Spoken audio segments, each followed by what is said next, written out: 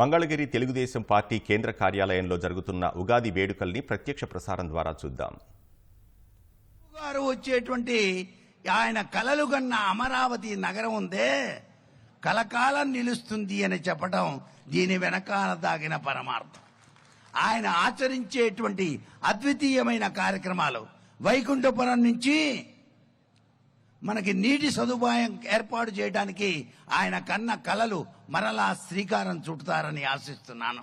అట్లాగే అమరావతిని శాతవాహన రాజధాని శైలిలో మహోన్నతమైనటువంటి స్థితికి తీసుకువెళ్ళటానికి ఆ పరమేశ్వరుడే మరలా అనుగ్రహాన్ని ఇస్తున్నాడని చెప్పడంలో ఏమాత్రం సందేహం లేదు. ఈ ఉగాది క్రోధినామ సంవత్సరం సర్వవిధ శ్రేయోదాయకంగా తప్పనిసరిగా ఈశ్వరానుగ్రహంతో 128 సీట్లు ఇక్కడ, 24 సీట్లు అక్కడ తప్పనిసరిగా వచ్చి తీరడానికి ఆస్కారాన్ని ఆ పరమేశ్వరుడు అనుగ్రహించి తీరతాడు అని చెప్పేసి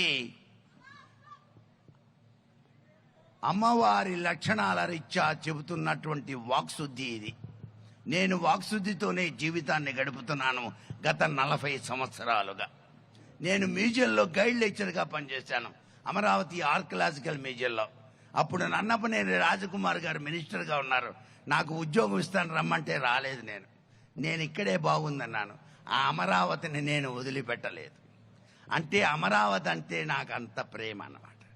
అమరేశ్వరుడు అంటే అంత ప్రేమ. రేపు బాబు గారు వచ్చి అమరావతి రాజధానిగా నూతన అనేక రకాలైనటువంటి చర్యల్ని చేపట్టినట్లయితే ఎలా ఉంటుంది అమరావతి అంటే, శ్రీకరమై వర్ధిల్లుత శ్రీ అమరావతి రాజధాని ప్రజాహృదయ మందారవింద సూర్యోదయం రంజిత భాషా రత్నాసనమున రమ్య సాక్షితి తోరణాలతో శ్రీ అమరేశ్వర శిష్టదేవత కరుణా కటాక్ష వీక్షణాలతో అంటూ పాటలు పాడుకొని తిరుగుతాం మేమంతా కూడా. అందుకే రావాలి రావాలి బాబు, చెయ్యాలి చెయ్యాలి అమరావతి అభివృద్ధి, దేదీప్యవంతంగా కలకాలం ఆ చరిత్ర పుటల్లో నిలిచిపోవాలి. అమరావతి అంటే శాతవాహనులు కాదు, తెలుగుదేశం పార్టీ అధినేత చంద్రబాబే అని కలకాలం రానున్న చరిత్రలో ప్రతి వాళ్ళు తలుచుకునే విధంగా ఆ స్వామి అనుగ్రహించాలని, ఆయుష్, ఆరోగ్యం, అభివృద్ధి, మంచి జ్ఞానం, మంచి ఉన్నతమైన స్థితి కలిగించాలని ఆ పరమేశ్వరుణ్ణి సదా ప్రార్థన చేస్తూ శతమానం భవతి. సర్వే జనా సుఖినో భవంతు.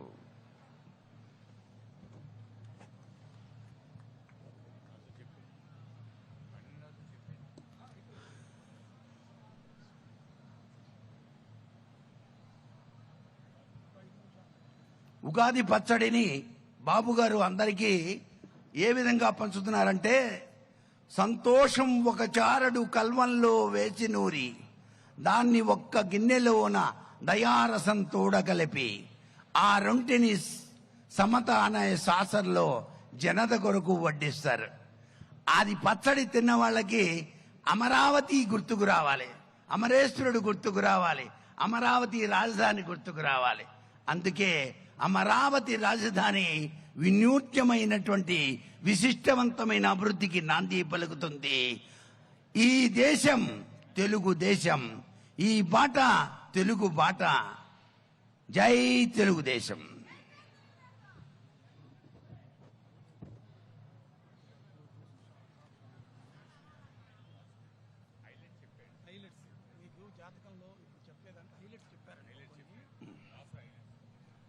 జాతకరీత్యా ఆలోచన చేసినట్లయితే తెలుగుదేశం పార్టీ అనేటువంటిది వృశ్చిక రాశి.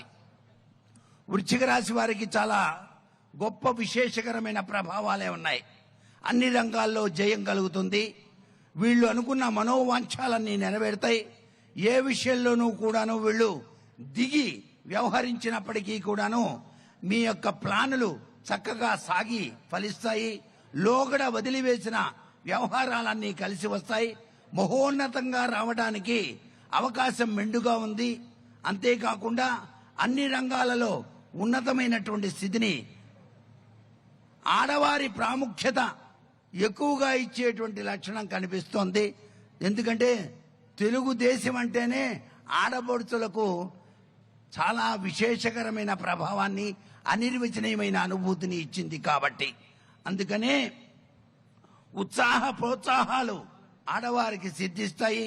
మానసిక ధైర్యం, సూక్ష్మ బుద్ధి, యోచనా శక్తితో ముందుకి పోగల నమశివాయ మంత్రజపం సర్వవిధ శ్రేయోదాయకం ఈ తెలుగుదేశం పార్టీకి. సదాశివ అనే నామం చేసుకోవాలి. సదా అంటే ఎల్లవేళలా, శివ అంటే మంగళకరుడు.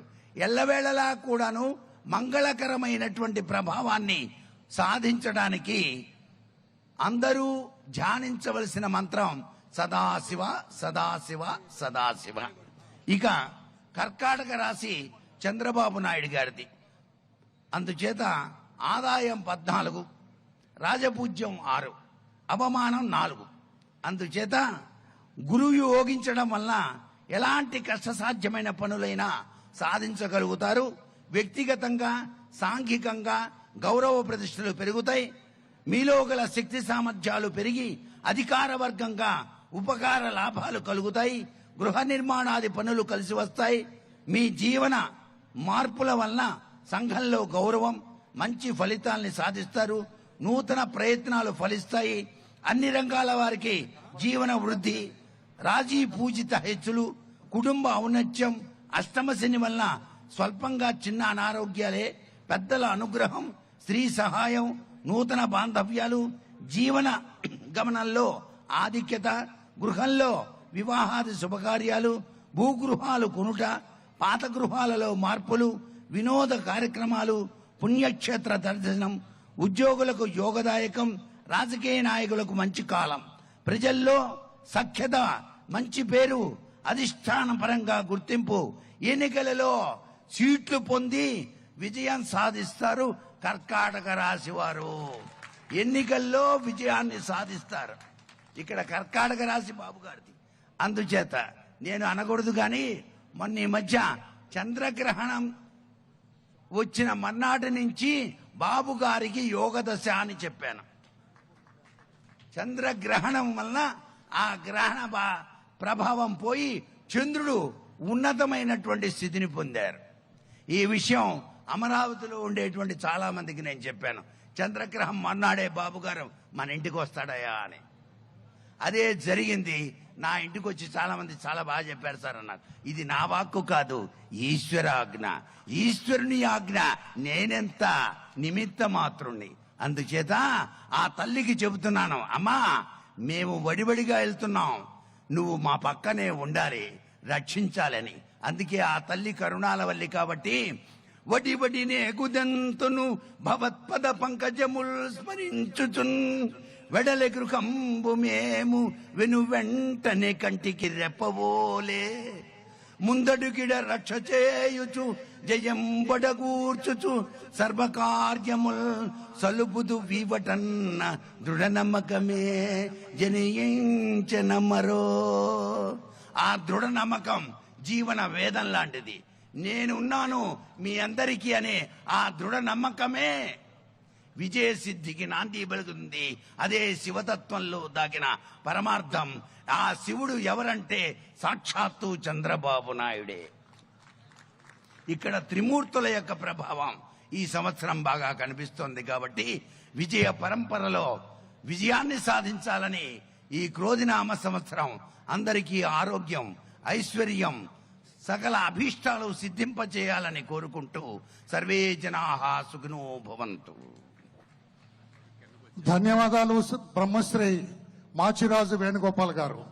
ఇప్పటి వరకు మీరు ప్రవచించిన కొంచెం వెనక్కున్నాను సార్, ఉండమ్మా ప్లీజ్. మాచిరాజు గారి కృతజ్ఞతలు తయారు చేస్తూ రైట్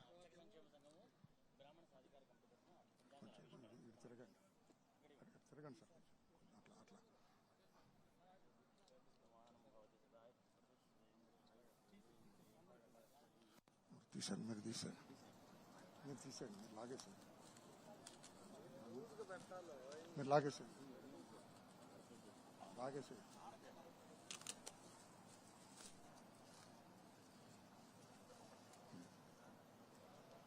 స్వామివారి కూడా చాలు చాలు ఆగు.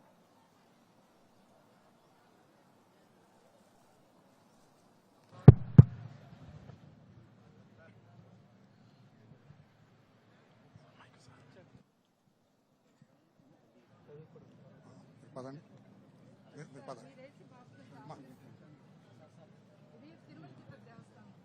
శ్రీ మాచిరాజు వారు మన పార్టీ అధ్యక్షుల వారిని సత్కరిస్తున్నారు. ఈనాటి ప్రవచనకర్త మాచిరాజు గారు మన పార్టీ అధ్యక్షుల వారికి సర్వం శుభం కలగాలని ఆశీర్వదిస్తూ శ్రీ వెంకటేశ్వర స్వామి వారి దుశ్యాలతో సత్కరించారు.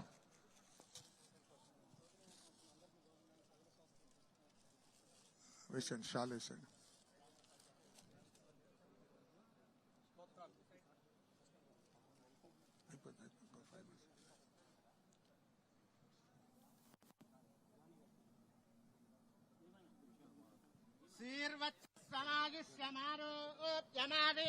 శోభామానం మహీయతే ధాన్యం ధనం బహుం బహుపుత్ర లాభం శతసంవత్సరం దీర్ఘమాయు శ్రీమదఖిలాండకోటి బ్రహ్మాండ నాయకస్య ఆదిమధ్యాంతరహితస్య అఖిల హేయ ప్రత్యనీక కళ్యాణ గుణాకరస్య కలో వెంకటనాయకస్య సప్తగిరి నివాసినస్య అకార బుకారమకార శ్రీ భూసమేత శ్రీ వెంకటేశ్వర అనుగ్రహ ప్రసాద బల సిద్ధిరస్తు.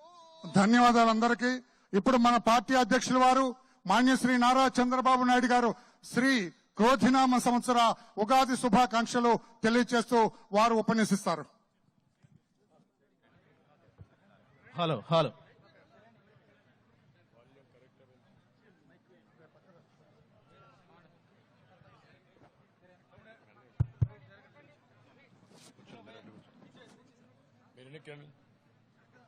మీరు ఎన్నికండి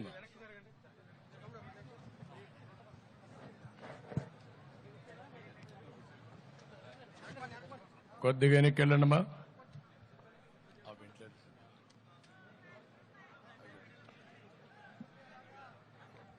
ఓకే, మీరు కూడా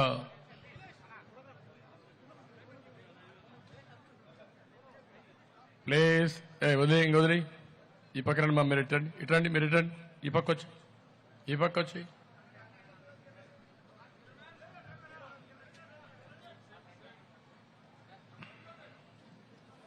అందరికీ నమస్కారాలు.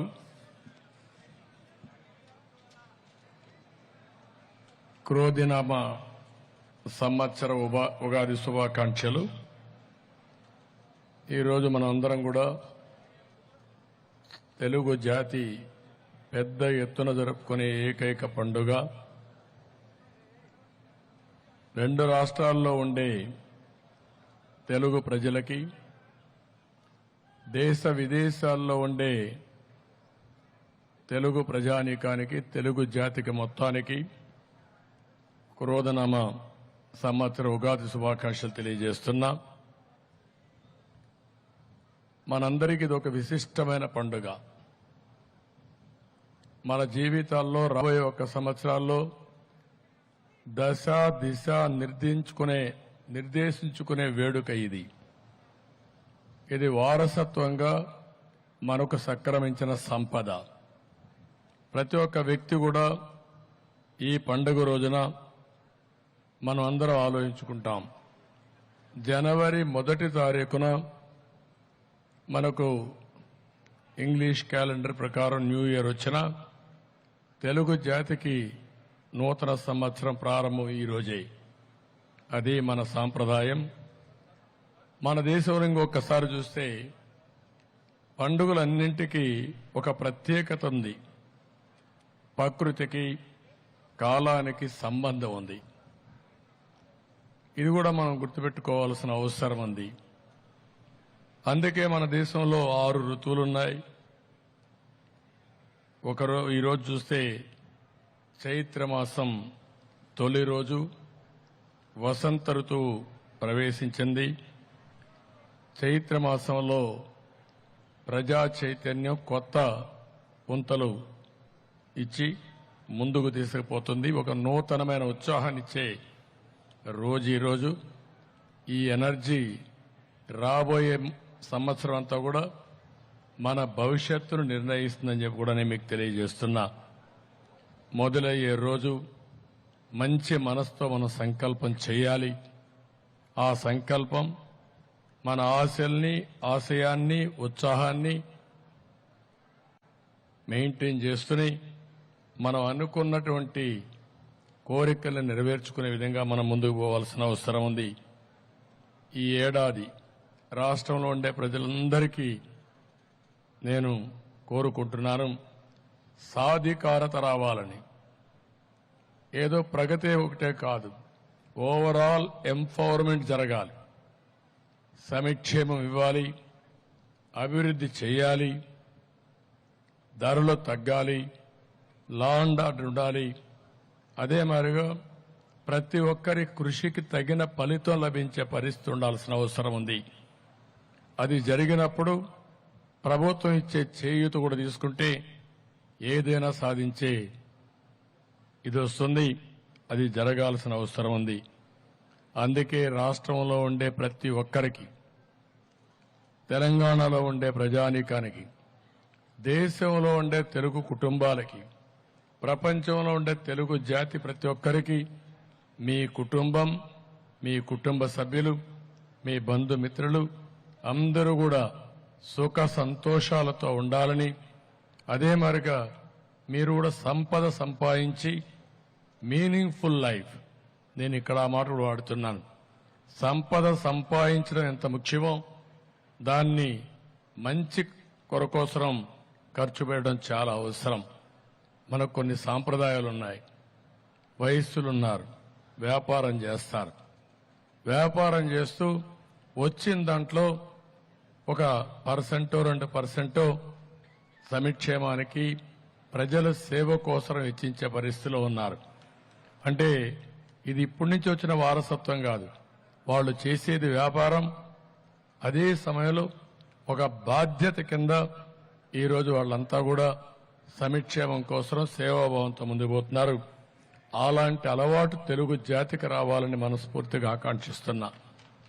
ఎందుకు ఈ మాట వాడుతున్నానంటే, ఈరోజు మనం ఎంతో డబ్బులు సంపాదిస్తాం. ఎక్కడున్నా తెలుగు జాతి సంపద సంపాదించడంలో ఈరోజు తెలుగు వారికి మించిన వాళ్ళు ప్రపంచంలో ఎక్కడా లేరు. అది వచ్చింది. ప్రపంచమే హద్దుగా ముందుకు పోయే పరిస్థితికి వచ్చారు. సంపద సృష్టిస్తున్నారు, ఉపాధి కల్పిస్తున్నారు, ప్రపంచానికే సేవలు అందించే పరిస్థితి వచ్చారు. అదే సమయంలో సేవాభావం కూడా తెలుగు జాతికి అవసరం. ఆ సేవాభావం ఉంటే మీ జీవితానికి సార్థకత ఉంటుంది. అదే సమయంలో అది చేసినప్పుడు మీ పేరు ఇది వస్తుంది. అది చేయగలిగితే మీరు రాజకీయాల్లో కానీ లేకపోతే కార్పొరేషన్లో కానీ ఉన్నతమైన పదవులు వచ్చే అవకాశం ఉంటుంది. నా కోరిక అది కూడా చేయాల్సిన అవసరం ఉంది మన జాతి. ఇంకొక పక్క ఉగాది అనంగానే ప్రారంభం ఏది నిద్రలేసినప్పుడు ఉగాది పచ్చడితోనే మనం ప్రారంభిస్తాం. షడ్రుచుల సమ్మేళనంతో ఉగాది పచ్చడి తయారు చేస్తారు. ఎంత గొప్పతనం ఇచ్చారంటే మన వారసత్వంగా ఇందులో తీపి, పులుపు, ఉప్పు, కారం, చేదు, వగరు, ఈ 7 రుచులు కూడా కలిపి ఉగాది పచ్చడి తయారు చేస్తాం. జీవితం అంటే ఒక ఆనందమే కాదు, జీవితం అంటే సంపాదనే కాదు. కష్టాలుంటాయి, సుఖాలుంటాయి, ఇబ్బందులు వస్తాయి, అనేక సమస్యలు వస్తాయి. ఇవన్నీ అధ్యయనం చేయడానికి, మెంటల్ గా ప్రిపేర్ చేయడానికి తొలి రోజున ఉగాది పచ్చడితో ప్రారంభిస్తాం. ఏదో కష్టం వచ్చిందని దిగులు పడిపోవడం, ఎవరో తిట్టారని బాధపడిపోవడం, లేకుంటే బయట రాకుండా ఇంట్లోనే పడుకోవడం, ఇంక వేరే దిక్కు లేదనే ఉద్దేశంతో కొంతమంది ఆత్మహత్యలు చేసుకొని చనిపోవడం, ఇలాంటివన్నీ జరుగుతూ ఉంటాయి. అందుకే తెలుగు సాంప్రదాయ ప్రకారం ఉగాది పచ్చడి తిన్న తర్వాత కష్టాలు, సుఖాలు, ఆనందాలు, బాధలు, లేకుంటే తిట్లు, లేకపోతే ఇంకొంచెం ప్రభుత్వాలు బట్టి వస్తూ ఉంటుంది. ఇవన్నీ ఉంటాయి. అయితే ఈ 5 సంవత్సరాలు మీరు చూశారు. ఈ రోజంతా ఉగాది పచ్చడి కాదు, ఇది కారం, చేదు ఈ రెండే కలిపేశారు ఈ రాష్ట్రంలో. ఏది కూడా జీవితంలో నిద్ర లేస్తే భయం.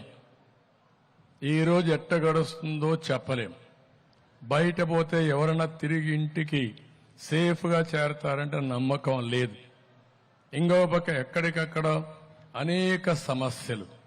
మన ఆస్తులు మనకుంటాయా, ఎవడైనా కబ్జా చేస్తారో తెలియదు. 40-50 సంవత్సరాలుగా సంపాదించిన ఆస్తి, ఒక ఇండస్ట్రీ కావచ్చు, ఒక వ్యాపార సంస్థ కావచ్చు, ఒక భూమి కావచ్చు, ఒక ఇల్లు కావచ్చు, దానికి కూడా సేఫ్టీ లేని పరిస్థితికి వచ్చేసాం. రాసిమ్మంటే రాసివ్వాలి, మెడ మీద కత్తి పెట్టి సస్తావా ఇస్తావా అంటే బయట చెప్పకుండా ఇచ్చేసే పరిస్థితి ఉంది. ఒకప్పుడు దావూద్ ఇబ్రహీం ఉండేవాడు. ఎక్కడున్నాడు ఎవరికీ తెలియదు. అతను ఒక వార్త ఎవరికైనా పంపిస్తే ఇది దావూద్ ఇబ్రహీం ఆదేశం అంటే ఆటోమేటిక్ భయపడిపించేసేవాళ్ళు. ఒకప్పుడు రౌడీలు ఉండేవాళ్ళు ఊర్లలో. నేను ఒక ఎగ్జాంపుల్ చెప్తున్నా. ఇవన్నీ ఒక రౌడీ ఉంటాడు, ఇంట్లో కూర్చొని కమాండ్ చేస్తూ ఉంటాడు. ఊర్లో వాళ్ళందరూ పప్పం కట్టాలంటే కట్టాల్సిందే. అందుకే చరిత్రలో బకాసురుడు చూశాం. బకాసురుడు చూస్తే గ్రామస్తులు మనుగడ సాధించడం కోసం అతనితో రాజీపడి రోజుకొక ఇంట్లో ఒక మనిషిని, 2 ఎద్దులు, ఒక బండి తిండి పంపిస్తే అది తిని మొత్తం గడిపేవాడు. అంటే ఇలాంటి దానికంటే ఈరోజు తక్కువగా లేదు. ఇలాంటివన్నీ చాలా వచ్చే పరిస్థితి వచ్చింది. అందుకే ఈరోజు రాష్ట్రంలో మనం చూస్తే నేను ఈ ఎన్నికల్లో తిరుగుతున్నా. ఎన్నికల్లో తిరుగుతా ఉంటే ఎక్కడ చూసినా ఒక అశాంతి, అభద్రత భావం, ఒక ఆవేశం, ఒక ఫ్రస్ట్రేషన్ చాలా స్పష్టంగా కనపడే పరిస్థితి వచ్చింది. ఇది చూసిన తర్వాత నేను ఒక భరోసా ఇచ్చాను. ఈ రాష్ట్రంలో జీవన ప్రమాణాలు పూర్తిగా దెబ్బతిన్నాయి. పేదలు మరింత పేదలైపోయారు. ఈ విషయంలో కూడా మనకు ఒక స్పష్టత ఉండాల్సిన అవసరం ఉంది. నేనేదో సంక్షేమ కార్యక్రమాలు ఇచ్చానని ముఖ్యమంత్రి మాట్లాడుతూ 10 రూపాయలు ఇచ్చి మన అటెన్షన్ డైవర్ట్ చేసి మనకుండే బలహీనత ఏదో 10 రూపాయలు ఇచ్చాడు అని అనుకుంటే 100 రూపాయలు మన దగ్గర నుంచి లాగేసి మన ఆర్థిక పరిస్థితి ఇంకా దిగజారిపోయి మన కష్టాలు ఇంకా పెరిగాయి తప్ప ఎవ్వరి జీవన ప్రమాణాలు మెరుగుపడలేదు. పేదవాళ్లు అప్పుల పాలైపోయారు. ప్రభుత్వం అనేది ఎట్లుండాలంటే వ్యక్తులు కష్టపడతారు. వ్యక్తులు కష్టపడిన దానికి ఫలితాలు రావాలంటే ప్రభుత్వ విధానాలే ప్రధానమైన కారణం. రెండోది, ప్రభుత్వం ఇచ్చే సహాయం కూడా చాలా ముఖ్యం. ఈ 2 కూడా బ్యాలెన్స్ చేయకపోతే, విధానాలు సరిగా లేకపోతే వీళ్ళు ఇచ్చిన డబ్బులు ఎవరికి ఉపయోగపడవు. ఇంకో పక్క వీళ్ళు ప్రజల్ని బాగా ఎంపవర్ చేయకపోతే, వాళ్ళ కష్టానికి తగిన ఫలితం రాకపోతే, ధరలు పెరిగిపోతే చాలా సమస్యలు వస్తాయి. అందుకనే ఈరోజు మనకి ఇష్టం ఉన్నా లేకపోయినా సంతోషంగా ఉండడానికే పండుగలు చేసుకుంటాం. 5 ఏళ్లు కష్టాలన్నీ మర్చిపోయి ఈ ఉగాది రోజున నూతనమైనటువంటి హోప్, ప్రతి ఒక్కరు కూడా మళ్లీ మంచి రోజులున్నాయి, ఈ ఉగాదితో ప్రారంభమవుతుంది, మా జీవితాల్లో వెలుగులు వస్తాయి, మా బిడ్డల భవిష్యత్తు బ్రహ్మాండంగా ఉంటుందని మీరు ఆలోచించడం కాదు, ఒక సంకల్పం చేయండి. అది సాధించే విధంగా మీ అందరికీ అండగా మేము ఉంటాం. అందుకే ఒక ఫ్రంట్ గా కూడా వచ్చామని మరొకసారి మీ అందరికీ విజ్ఞప్తి చేస్తున్నాను.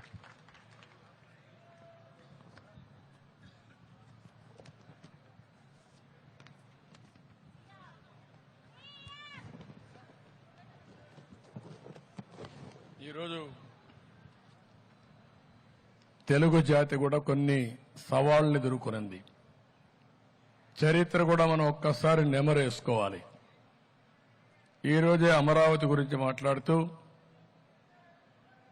ఆ రోజు పాత రోజులు జ్ఞాపకం చేసే పరిస్థితి వచ్చారు.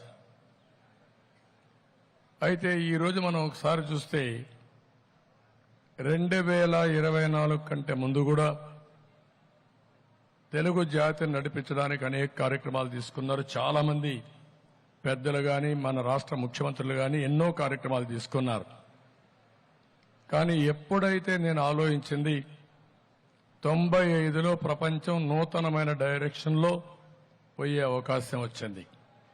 ఆ నూతనమైన డైరెక్షనే టెక్నాలజీ పెనిట్రేషన్, ఐటీ. అప్పుడే ఇంటర్నెట్ రెవల్యూషన్ బిల్ గేట్స్ తీసుకొచ్చాడు. ఈరోజు ఇక్కడ మిమ్మల్ని అందరినీ చూస్తున్నా. మీరు సెల్ ఫోన్ పెట్టుకొని ఇక్కడున్నా కూడా మీ ఇంట్లో పనులు చేసే పరిస్థితికి వచ్చారు. ఏం జరుగుతుందో ప్రపంచం అంతా అధ్యయనం చేసే పరిస్థితి వచ్చారంటే 25 ఏళ్ల సమయంలో ప్రపంచంలోని పెను మార్పులకు నాంది పలికింది టెక్నాలజీ. దాన్ని ఆ రోజే గమనించిన పార్టీ తెలుగుదేశం పార్టీ. దానివల్ల లాభం వచ్చింది తెలుగు జాతికి. ఒక్కొక్కసారి ఆలోచించవచ్చు, దాన్ని అమలు చేసే విధానంలో పబ్లిక్ పాలసీలో సక్సెస్ ఉంటుంది. అక్కడి నుంచి 95 నుంచి మీరు చూస్తే అన్ని విషయాల్లో ముందుకు పోయాం. హైదరాబాద్ నగరాన్ని బ్రహ్మాండమైన నగరంగా ఒక టెక్నాలజీనే కాదు, ఇక్కడ దానికి కావలసినటువంటి ఇన్ఫ్రాస్ట్రక్చర్ డెవలప్ చేశాం.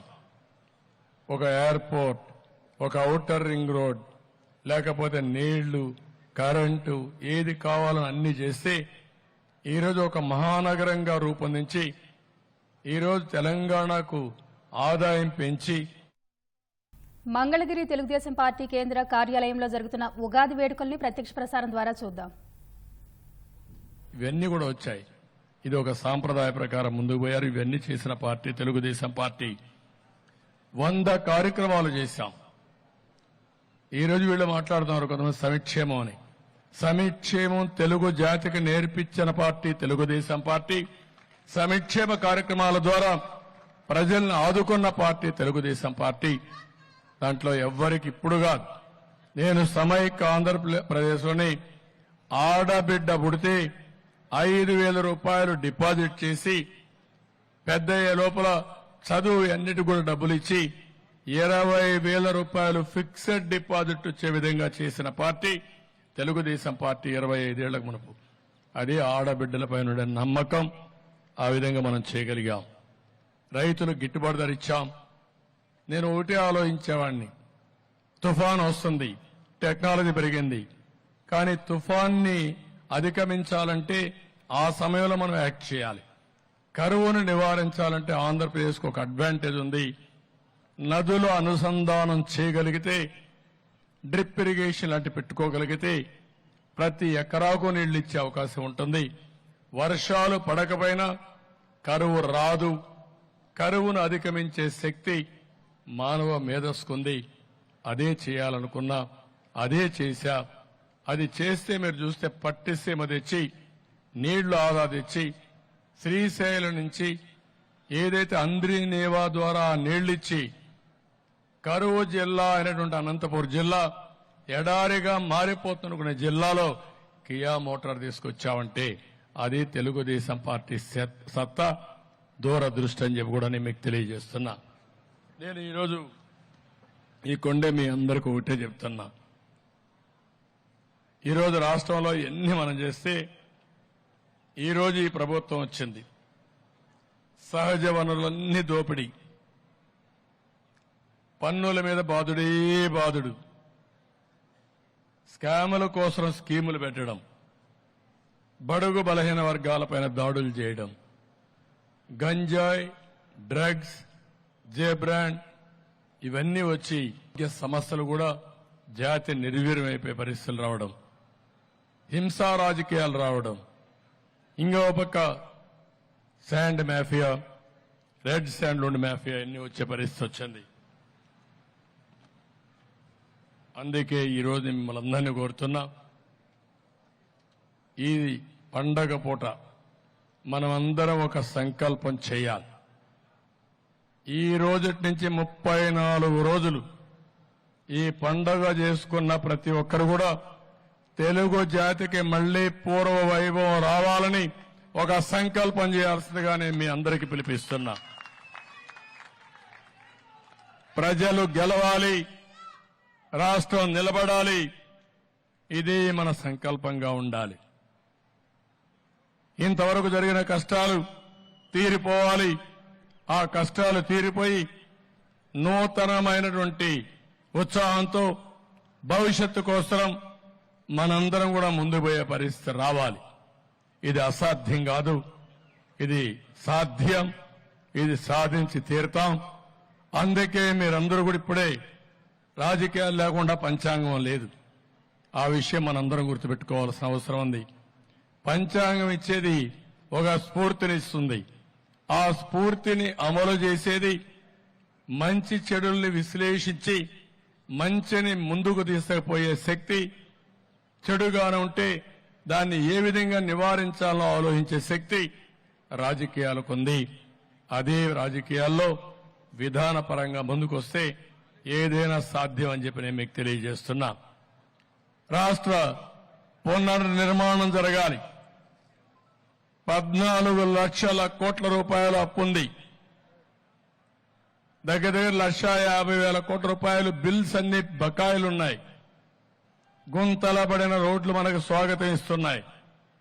ఈ రోజు తాగేదానికి గుప్పెడు నీళ్లు లేవు. భూగర్భ జలాలు ఇంకిపోయినాయి. ఒకప్పుడు నేను ఆలోచించేవాడిని, భూమిని ఒక జలాశయంగా చేసి ఎక్కడ వర్షపు నీరు వస్తే అక్కడనే భూగర్భ జలాలుగా కన్వర్ట్ చేయాలని ఇంకుడు గుంతలు దువ్వించిన పార్టీ తెలుగుదేశం పార్టీ. ఒక మామూలు గ్రామాల్లోనే కాదు, పంట కుంటలు గ్రామాల్లో దొవితే ఇంకుడు గుంతలు సిటీల్లో పెట్టి ఎక్కడ చూసినా భూగర్భ జలాలు పెంచి ఈ యొక్క ప్రకృతిని పెంచడం కోసం ప్రయత్నం చేసిన పార్టీ. ప్రకృతిని మనం కాపాడితే ఆ ప్రకృతి మనం రక్షిస్తుంది. ఈ రోజు మొత్తం మీరు చూస్తామంటే చాలా అన్యాయంగా తయారయ్యే పరిస్థితి వచ్చింది. అందుకే ఈ రోజు మళ్లీ పునర్నిర్మాణం కోసం వైఎస్ఆర్ కాంగ్రెస్ వ్యతిరేక ఓటు డివైడ్ కాకూడదని 3 పార్టీలు జట్టు కట్టాం. ఈ విషయం కూడా మీరు గుర్తుపెట్టుకోవాలి. ఈ సందర్భంగా మైనారిటీస్ కూడా హామీ ఇస్తున్నా నేను. తెలుగు ఉగాది పండుగ ఈ గడ్డ మీద పుట్టిన అన్ని కులాలు అన్ని మతాలు జరుపుకునే ఏకైక పండుగ ఉగాది. ప్రాస్పరిటీ కూడా, భవిష్యత్తు కూడా అందరికీ సంబంధించిన భవిష్యత్తు ఉంటుంది. అందుకే ఈరోజు కేంద్రం సహకారం అవసరం. తెలుగుదేశం పార్టీ హయాంలో ఏ ముస్లింలు కూడా 22 ఏళ్ల అధికారంలో ఉంటే ఎప్పుడూ ఏమాత్రం కూడా వివక్షత లేని ప్రభుత్వాన్ని ఇచ్చిన పార్టీ తెలుగుదేశం పార్టీ అని చెప్పి కూడా నేను మీకు తెలియజేస్తున్నా. సాధికారతే ధ్యేయంగా, పేదరికమే కులమానంగా ఇంతవరకు పనులు చేస్తూ వచ్చాం. భవిష్యత్తులో కూడా అదే చేస్తామని చెప్పి కూడా నేను మీకు తెలియజేస్తున్నా. నా ఆలోచన ఒకటి, మీ జీవన ప్రమాణాలు పెరగాలి. ప్రపంచంలో మేధోశక్తితో ముందుకు పోతా ఉంది. నాలెడ్జ్ ఎకానమీతో ముందుకు పోతా ఉంది. ఆ నాలెడ్జ్ ఎకానమీని మీకు అందుబాటులో తేవడమే కాకుండా సంపద సృష్టించడం నేర్పాలని, తిరిగి ఆ సంపద వల్ల ఆదాయం పెంచాలని, పెంచిన ఆదాయాన్ని ఈ పేదవాళ్లకు పంచి వాళ్ళ పైకి తేవాలనే ఏకైక ధ్యేయం తప్ప ఇంకొక ఆలోచన లేదు. అందుకే నేను ఒకే మాట చెప్పాను, 2047కి భారతదేశం ప్రపంచంలోని నెంబర్ 1 దేశంగా తయారవుతుంది. ఇప్పుడు 5వ అతిపెద్ద ఆర్థిక వ్యవస్థ, ఈరోజు 5వ ఆర్థిక వ్యవస్థ. ఇది 2030కి 3వ వ్యవస్థ కింద వస్తుంది. 2047కి అంటే 100 సంవత్సరాల స్వాతంత్రం జరుపుకునే రోజున మనం నెంబర్ 1 కావాలనే సంకల్పం తప్పకుండా ఈ అవకాశాలు ఉన్నాయి. అది చేయగలిగితే అమెరికాను, చైనాను కూడా మనం డామినేట్ చేసే పరిస్థితి వస్తుంది. అదే మొన్న నేను ఆగస్టు 15 కూడా చెప్పాను. ఈ విషయం మీరు గుర్తుపెట్టుకోవాల్సిన అవసరం ఉంది. అదే సమయంలో భారతీయులు ప్రపంచం మొత్తం బ్రహ్మాండంగా రాణిస్తారు. ఈరోజు ఆ విషయం కూడా మీరు గుర్తుపెట్టుకోవాలి. ఎందుకు ఈ విషయాలు మాట్లాడుతున్నారంటే నేను ఒకటే చెప్తున్నాను. ఒకప్పుడు హైదరాబాద్ ఎక్కడుండోదో మనకు తెలిసేది కాదు. ఏదైనా ఉంటే మన బంధువులు చెప్తే తప్ప. అమెరికాకు పోవాలంటే, అమెరికాలో వార్తలు మనకు రావాలంటే మళ్ళీ ఒక నెలలో 2 నెలలో ఎప్పుడో వచ్చేటివి. ఏదైనా చిన్న కార్డులో రాస్తే తప్ప, లేకుంటే ఎవరైనా వస్తే తప్ప. ఈరోజు అది కాదు.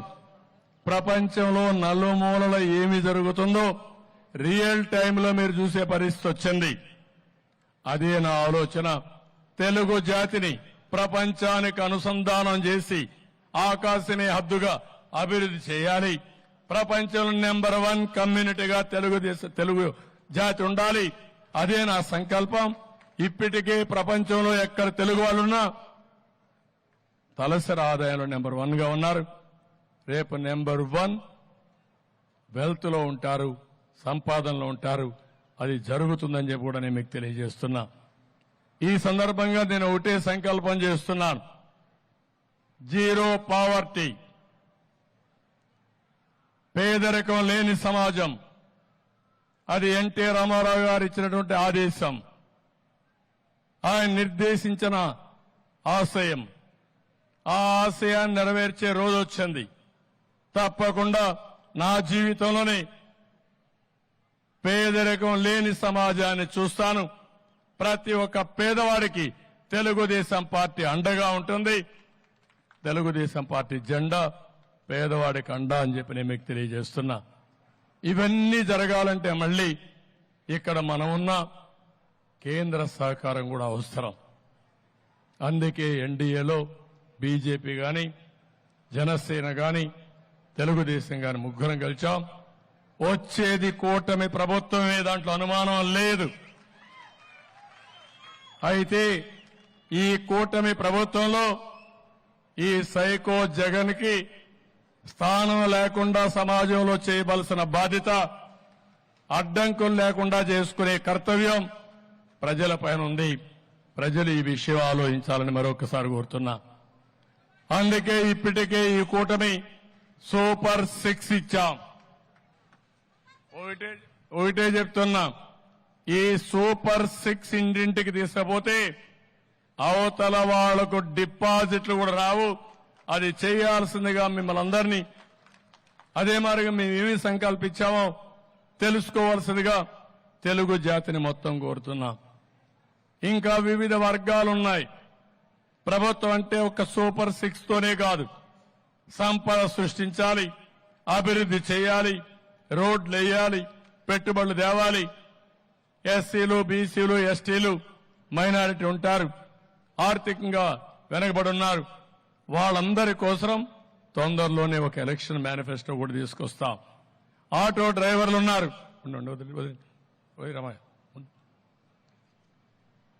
వాళ్ళందరి కోసం ఏం చేయాలనో అవి కూడా వర్కౌట్ చేస్తాం.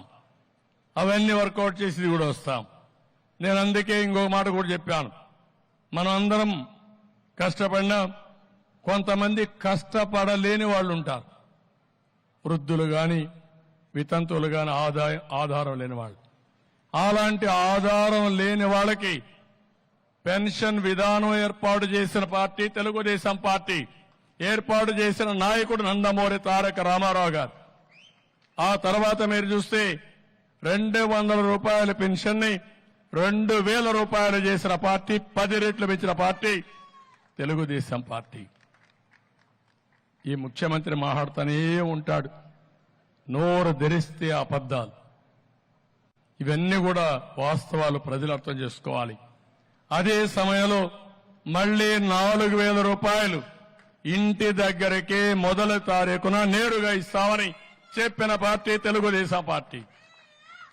ఈ 4000 రూపాయలు కాకుండా ఎవరైనా ఆ నెలలో తీసుకోకపోతే నెక్స్ట్ నెల గాని 3 నెలల వరకు ఈ 4000 రూపాయలు ఇచ్చే బాధ్యత ఫ్రంట్ తీసుకుంటామని కూడా చాలా స్పష్టంగా హామీ ఇచ్చాం. ఇంకో పక్క వికలాంగులకి, ఫిజికల్ హ్యాండిక్యాప్డ్కి 4000 రూపాయల నుంచి 6000 రూపాయలు ఇస్తామని చెప్పిన పార్టీ తెలుగుదేశం పార్టీ. ఇవన్నీ కూడా తీసుకుంటేనే వాలంటీర్ వ్యవస్థ ఉంది ఇక్కడ. పాపం వాళ్ళ జీవితాలతో ఎంత ఆడుకుంటున్నా అంటే జగన్మోహన్ రెడ్డి నాకు అర్థం కావడం లేదు. మొన్నటి వరకు ఏం చెప్పాడు వాలంటీర్స్ని, వీళ్ళందరూ కూడా మా పార్టీ వాళ్ళు ఉన్నారన్నాడు. మనం ఆ రోజు కూడా చెప్పాం, మీ పార్టీ కాదు, ఈ రాష్ట్రానికి సేవలు అందించడానికి వాళ్ళని ఉపయోగించండి, రాజకీయాల కోసం కాదు, మీకు సేవ చేయడానికి కాదు, ప్రజలకు సేవ చేయడానికని చాలా స్పష్టంగా చెప్పాం. ఈ మధ్యకాలంలో వాలంటీర్ వ్యవస్థను ఉపయోగించి తద్వారా రాజకీయ లబ్ధి పొందాలని ప్రయత్నం చేశాడు. ఎన్నికల కమిషన్ ఒకటే మాట చెప్పారు, ఏవైనా సరే పెన్షన్లు ఇవ్వండి, ప్రభుత్వ ఉద్యోగుల ద్వారా ఇవ్వండి, వాలంటీర్స్ ద్వారా ఇవ్వడం కరెక్ట్ కాదని ఒక నిర్ణయం చేశారు. ఎవ్వరు కూడా ఎక్కడ కూడా నేరుగా ఇంటి దగ్గర పెన్షన్ ఇవ్వద్దని చెప్పలేదు. కానీ ఈ ముఖ్యమంత్రి దుర్మార్గుడు సేవా రాజకీయాలు చేశాడు. ముసలి వాళ్ళని తీసుకొచ్చి మంచి ఎండల్లో నిలబెట్టి పెన్షన్ ఇవ్వకుండా మళ్ళా తిరిగి పొమ్మని, మళ్లీ రమ్మని, దీంట్లో పండుటాకులు లాంటి వ్యక్తులు కొంతమంది చనిపోయారు. దాన్ని సేవ రాజకీయాలు చేసే పరిస్థితి వచ్చాడు. ఇప్పుడు ఇది కూడా అయింది, వాలంటీర్స్ అందరినీ కూడా రాజీనామాలు చేయమన్నాడు. రాజీనామాలు చేయమంటే మేమెందుకు చేస్తామని చాలా మంది రిఫ్యూజ్ చేశారు, చేయలేదు. మనం కూడా అపీల్ చేశాం, మీరు రాజీనామాలు చేయొద్దండి, మీరు వాలంటీర్లుగా ఉన్నారు, ఈ వాలంటీర్ వ్యవస్థను కొనసాగిస్తామని చాలా స్పష్టంగా చెప్పాం. దాంట్లో వాళ్ళకి ఇంకా నమ్మకం వచ్చింది. వైఎస్ఆర్ కాంగ్రెస్ పార్టీకి సేవ చేయొద్దండి, ప్రజలకు సేవ చేయండి, మీకు మేము అండగా ఉంటామని వాలంటీర్లకు పదే పదే చెప్పాం. నిన్న మొన్న చూస్తే రాజీనామాలు చేయమన్నారు, ఇప్పుడు వాలంటీర్ వ్యవస్థే లేదంటున్నారు. ఇది కొత్త వార్త. అంటే నువ్వేమైనా రద్దు చేసావా, రహస్య జీవో ఇష్యూ చేసావా? సమాధానం చెప్పనీకు. సమాధానం చెప్పకుండా వాలంటీర్ వ్యవస్థ ఉందా లేదా? లేకపోతే ఇంకో మాట చెప్పాడు, రేపు ఈ మహానుభావుడు మళ్ళా ముఖ్యమంత్రి అయి మొదటి సంతకం వాలంటీర్ వ్యవస్థ పైన పెడతా అన్నాడు. అంటే ఆ వ్యవస్థ లేనట్టే కదా, ఇన్ని రోజులు అనుభవం పోయింది కదా వాళ్ళకు. అంటే ఏంటి ఈ స్టేట్మెంట్లు? మోసం చేస్తున్నావు, దగా చేస్తున్నావు, అవకాశవాద రాజకీయం చేస్తున్నాం. ఉదయం ఒక మాట, మధ్యాహ్నం ఒక మాట, రాత్రి ఒక మాట మాట్లాడే పరిస్థితికి వచ్చావు. ఇంకో పక్క రాజీనామా చేసి పార్టీకి పనిచేయమంటున్నాడు. రాజీనామా చేసి పార్టీకి పనిచేస్తే రాజీనామా చేయకుండా పార్టీకి పనిచేయమంటున్నారు. కేసులు పెడితే ఇందులో బాగా చదువుకున్న పిల్లలున్నారు, ఎంఏలు చేశారు, కొంతమంది ఎంటెక్లు బీటెక్లు చేశారు, చదువుకొని వచ్చారు. కనీసం ఇంట్లో ఉంటాం, తల్లి తండ్రిని చూసుకుంటాం, ఒక 5,000 రూపాయలు వస్తుంది, ఒక పని ఉంటుందని చెప్పి వస్తే వాళ్ళని ఇప్పుడు తప్పుడు పనులు చేపించి కేసులు పెట్టించి ఇంకా వాళ్ళ జీవితంలో ఎక్కడ ఉద్యోగం కూడా రాదు. ఈ ఉద్యోగం పోతుంది, కొత్త ఉద్యోగాలు వచ్చే అవకాశం లేదు ఏదైనా క్రిమినల్ కేసులుంటే. ఎంత స్వార్థపరుడో మీరు అర్థం చేసుకోవాలి వాలంటీర్స్. అందుకే తెలుగుదేశం అదే మరి ఎన్డీఏ మేమందరం 3 పార్టీల కూటమి హామీ ఇస్తున్నాం, మీ ఉద్యోగాలు తీసేయం, వాలంటీర్ వ్యవస్థ కొనసాగిస్తామని మరొక్కసారి మీ అందరికీ హామీ ఇస్తున్నా. ఉగాది రోజున, పండుగ రోజున తీపి కబురు మీకు అందరికీ ఇస్తాం. 5,000 కాదు, మీకు రాబోయే రోజుల్లో 10,000 రూపాయలు పారితోషికం ఇచ్చే బాధ్యత మాది. అది బిగినింగ్. మీలో సమర్థత ఉంది, తెలివితేటలున్నాయి. ఇది ఎంట్రీ పాయింట్ మాత్రమే. ఇక్కడి నుంచి మీ ఇంట్లో మీరు కూర్చొని వర్క్ ఫ్రమ్ హోమ్.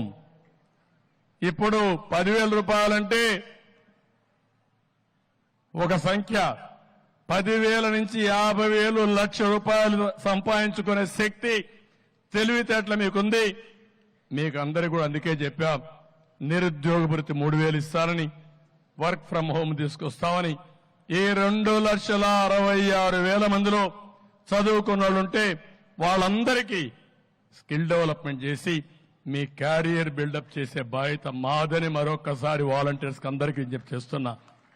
ఇప్పుడు మీరు ఆలోచించుకోవాలి, తప్పుడు పనులు చేసి జైలుకు పోయి మీ జీవితాలను ఖరాబ్ చేసుకుంటారా?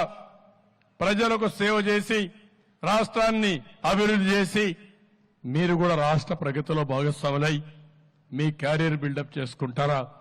ఈ రెండే మీ ముందుండే సమస్యలు. ముఖ్యమంత్రి చెప్పాడు మీ వ్యవస్థ లేదని, మళ్ళీ వస్తే మళ్ళా సంతకం పెడతానాడు. వచ్చేది లేదు, సచ్చేది లేదు, నమ్మి మోసపోవద్దని వాలంటీర్స్కి అందరికీ చెప్తున్నా. మిమ్మల్ని ఏమీ చేయలేరు. గవర్నమెంట్ లో ఉద్యోగం ఇస్తాం, మేము తీసేస్తామా? ఎందుకు తీసేయాలి? అవకాశం వచ్చింది, మాట్లాడితే నేనిచ్చానంటున్నాడు. నువ్వు ఇచ్చేదేంటి? నువ్వు ఇవ్వడం ఏంటి? ఆ వ్యవహారం ఏంటి? పెన్షన్ నేనిచ్చా అంటాడు, నువ్వు ఇచ్చాడేంటి? ఎవరు కట్టారు ట్యాక్స్? మీ తాత డబ్బులు అయింది, మీ జాగీరా, మీ నాన్న ఇచ్చిన డబ్బులు అయింది. నువ్వు వ్యవసాయం చేసావా? నీ భారతీయ సిమెంట్ నుంచి ఇస్తున్నావా? కాదు, నేను కట్టిన పన్నుల నుంచే ఇవన్నీ కూడా పెన్షన్లు ఇస్తున్నారు.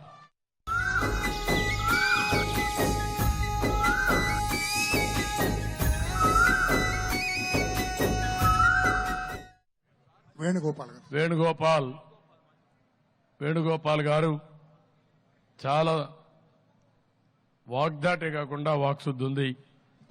చాలా బాగా చెప్పారు. వారు కూడా సమాజ హితం కోసం ఆలోచించారు.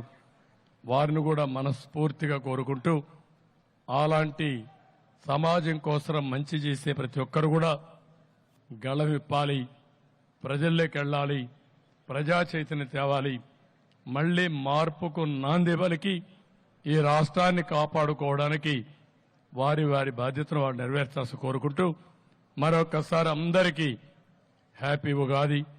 ఈ ఉగాది రోజున మీ అందరికీ మెరుగైన జీవన ప్రమాణాలు, మీ అందరి ఆశలను నెరవేరాలని, మీరు మీ కుటుంబం అందరూ ఆనందంగా ఉండాలని, ఇంకో పక్క బాగా వర్షాలు పడాలి, పంటలు బాగా పండాలి, ఏమాత్రం ఇబ్బంది లేనటువంటి సమాజం కోసం, అన్నింటికంటే ముఖ్యంగా వర్షాలు పడితే చాలా సమస్యలకు పరిష్కారం వస్తుంది.